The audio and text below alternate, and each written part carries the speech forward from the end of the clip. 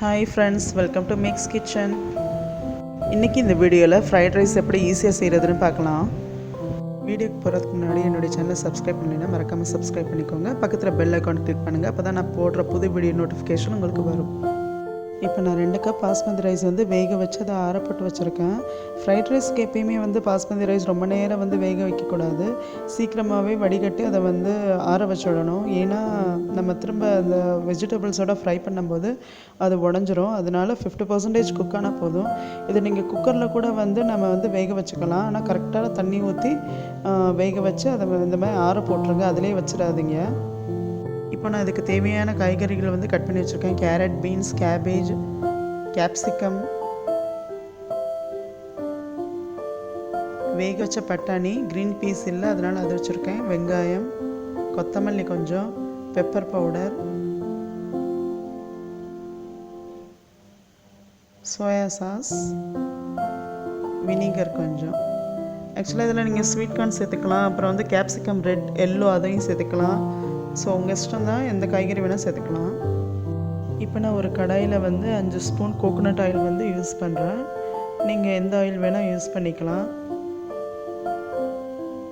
இது கூட 2 spoon key சேர்த்துக்கிறேன். இது ஆப்ஷனல் தான், வேணால் சேர்த்துக்கோங்க, இல்லைன்னா அவாய்ட் பண்ணிவிடுங்க. இப்போ ஆயில் நல்லா ஹீட் ஆகிடுச்சு. இப்போ நான் இது கூட ஒரு பட்டை, ஒரு பிரிஞ்சி இலை சேர்த்துக்கிறேன். ஒரு ஃப்ளேவருக்காக இதை நான் இதை கூட ஆட் பண்ணிக்கிறேன்.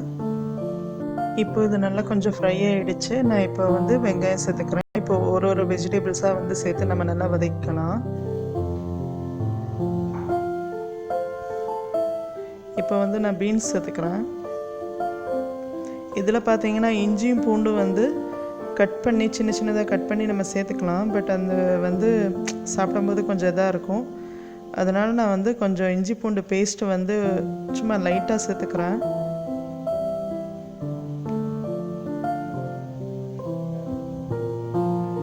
இப்போ எல்லாத்தையும் நல்லா வதக்கணும்.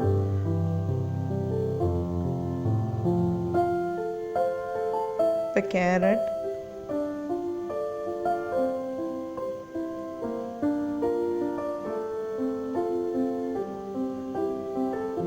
பட்டாணி, இதில் பார்த்தீங்கன்னா ஸ்ப்ரிங் ஆனியன் சேர்க்கணும். எனக்கு அது கிடைக்கல, அதனால உங்களுக்கு கிடைச்சா நீங்கள் அதை சேர்த்துக்கோங்க, ஸ்ப்ரிங் ஆனியன்.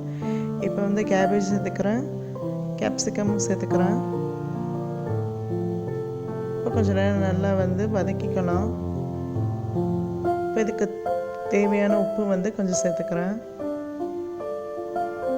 இப்போ நல்லா வதக்கிக்கலாம்.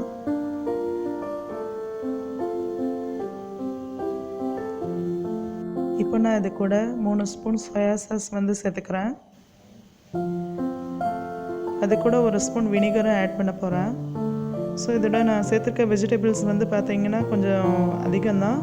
நீங்கள் வேணுன்னா கம்மி பண்ணிக்கலாம், இல்லை இதே அளவு கூட நீங்கள் சேர்த்துக்கலாம். இப்போ இது கூட ஒரு 1/2 டேபிள் ஸ்பூன் சுகர் சேர்த்துக்கிறேன். இப்போ நம்ம இதை கொஞ்சம் ஃப்ரை பண்ணி விடலாம். இப்போ வெஜிடபிள்ஸ் ஓரளவுக்கு ஃப்ரை ஆகிடுச்சு. அதாவது ரொம்பவும் குக் பண்ணலை, ஓரளவுக்கு கடித்து சாப்பிட்ற மாதிரி அந்த வெஜிடபிள்ஸ் இருக்குது. இப்போ இந்த ஸ்டேஜில் வேக வச்சுருக்கோம் இல்லையா பாஸ்மதி ரைஸ், அதை நம்ம இது கூட ஆட் பண்ணிக்கலாம். இப்போ இது ரெண்டையும் நல்லா மிக்ஸ் பண்ணி விடணும். சாதம் உடஞ்சிராமல் கொஞ்சம் சாஃப்டாக இதை மிக்ஸ் பண்ணி விடணும்.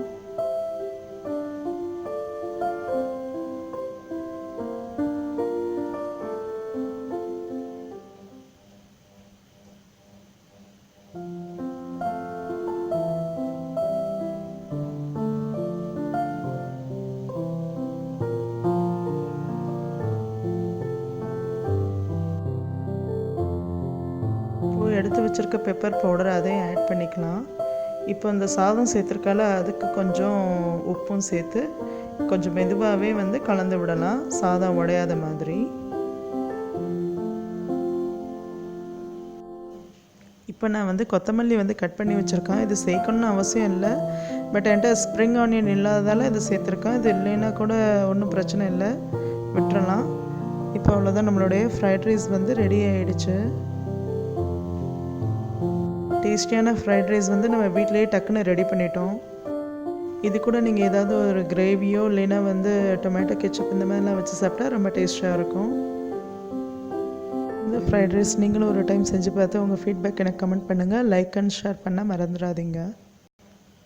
தேங்க்ஸ் ஃபார் வாட்சிங் ஃப்ரெண்ட்ஸ்.